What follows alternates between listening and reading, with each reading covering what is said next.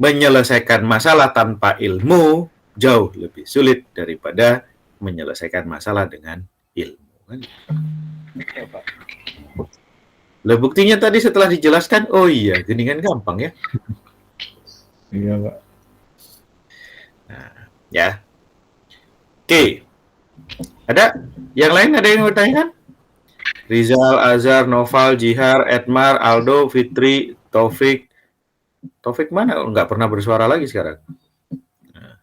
Ilham, Arif, Vina, Justin, Ade, Amir, Faisal, Akmal.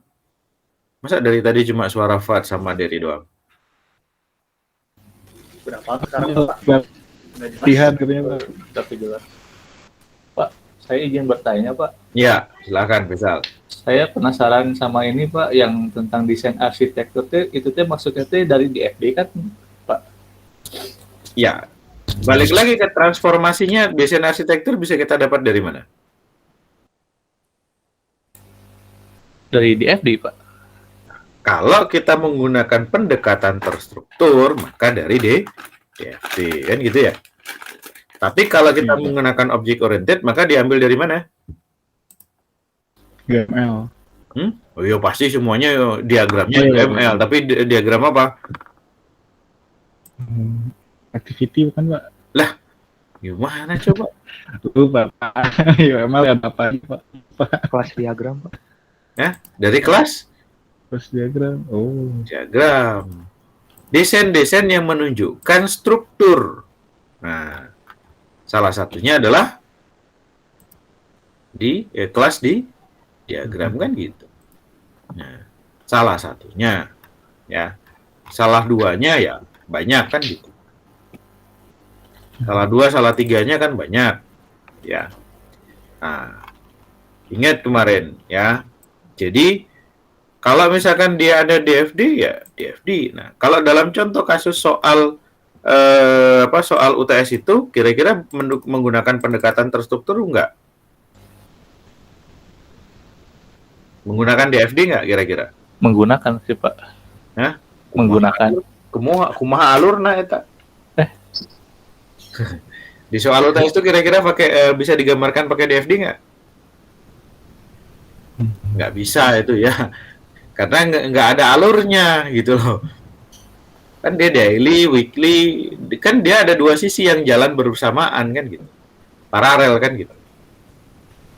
Nah, maka kalau dia paralel seperti itu, ya, ini kan kalau kalian baca itu kan bekerjanya paralel, gitu. Dua-duanya kerja itu kan client server. Jadi kalau itu menggunakan pendekatan struktur malah tidak selesai. Harusnya pakai apa dong, Pak? Itu kan pakai kelas kan itu, pakai object oriented.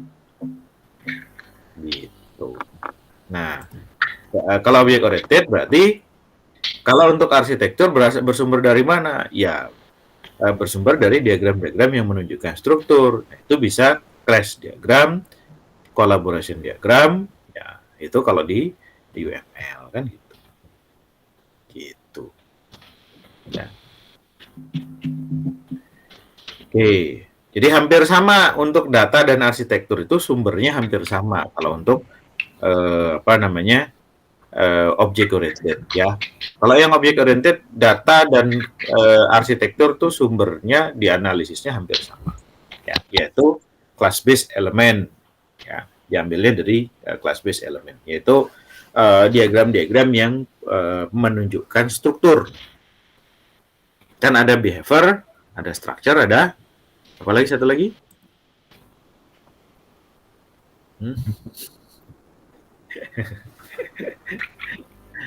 Semuanya udah belajar OOAD kok.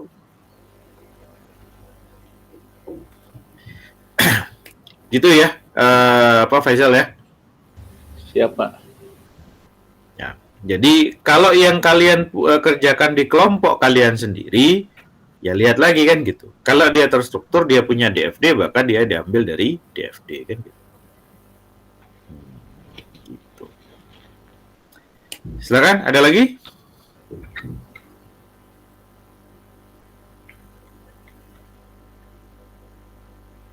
Nggak ada. Ini kayaknya sesudah UTS refreshing ke Cianjur Selatan enaknya. Cianjur Selatan. Iya kan? Menyusuri Cianjur Selatan kan gitu. Itu Pak ada koordinatornya kok Pak, Cianjur Selatan Pak. Pina Pak. Oh ada kan? Ada Pak. Iya. Pak. Apa itu Kalau- yang Sukabumi yang baru itu apa itu? Oh yang jalan yang baru itu ya Pak ya? Ada tuh yang pantai apa? Sindang Barang, Sindang Barang tuh. Sindang Barang tuh Cianjur Sukabumi sih. Cianjur Bapak. Oh Cianjur, wah tuh kan orang Pak, Cianjurnya keluar. koordinatornya keluar Pak. Pak kalau mau ke Cianjur Selatan Pak gak usah nyewa penginapan Pak ke rumah Pina ya, Pak. Jauh nggak tuh? Jauh kayaknya ya.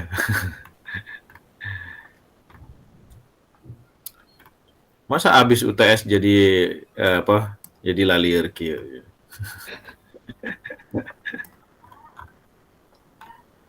Wah, hawa UTS men Pak, jadi pusing Pak. Padahal mah gitu gampang kan? Aminin aja Pak. Semoga gampang ya Pak. Gampang banget kan? Makanya perbanyak piknik. Nggak ada duit, Pak. Lah piknik mah nggak perlu duit. Piknik itu perlunya kemauan. Tapi kalau dompet tidak mendukung Pak, nggak akan bisa Pak. Dompet mah selalu mendukung. Ada pay later ya Pak. Bensinan, Pak. Waduh. Ya kan, dompet mah selalu mendukung. Gitu loh. Itu berpikir out of the box. Ya kan? Salah. Berpikir without the box gitu. Gitu loh. Banyak sekarang. Nah, zaman saya sekalian mah sudah keliling-keliling saya. Tanpa duit sepeser pun kan gitu.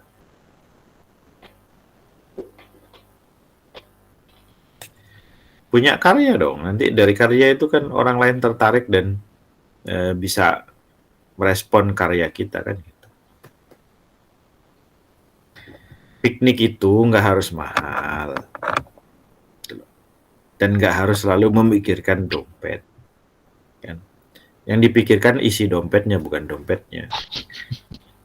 Nah itu Pak yang sulit dicarinya itu Pak.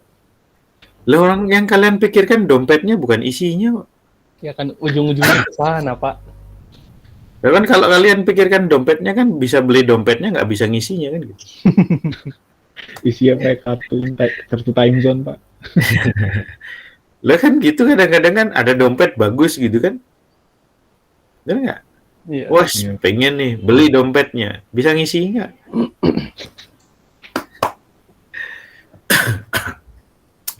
Oke, ada lagi? Nggak ada? Cukup? Baik ya. Satu lagi di desain, kita akan masuk pada desain ya nanti kita akan bahas lebih detail lagi, bahas lagi tentang desain antarmuka dan desain komponen ya. Tinggal dua itu. Setelah itu kita akan masuk pada konstruksi ya. Di next pertemuan berikutnya ya kita akan bahas lagi tentang itu, kemudian kita akan masuk ke konstruksi. Jadi di konstruksi ya seperti yang kemarin sudah disampaikan, apa saja sih yang kita pelajari dalam konstruksi? Ya beberapa di antaranya adalah teknik-teknik pemrograman yang benarnya kayak gimana, kan gitu. Nah, beberapa kesalahan dalam kita melakukan pemrograman seperti apa, kemudian teknik yang benarnya seperti apa. Ya, nanti akan kita bagi ya beberapa di masing-masing kelompok akan bagi. Saya coba untuk biar kalian ada gairah untuk mempresentasikan beberapa hal, gitu kan? Nah, terkait dengan bagaimana konstruksi itu dilakukan, ya.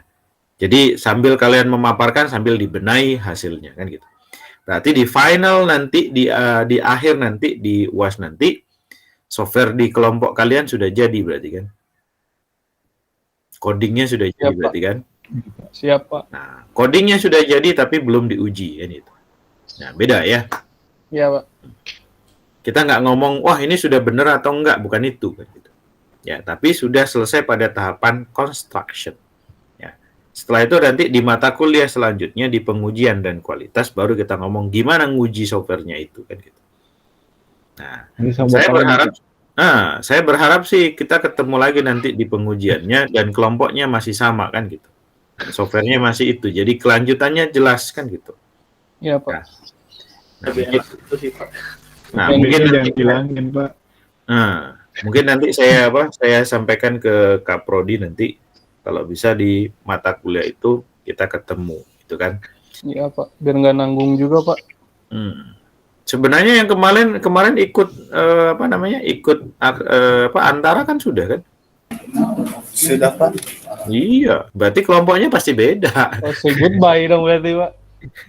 Nggak ada.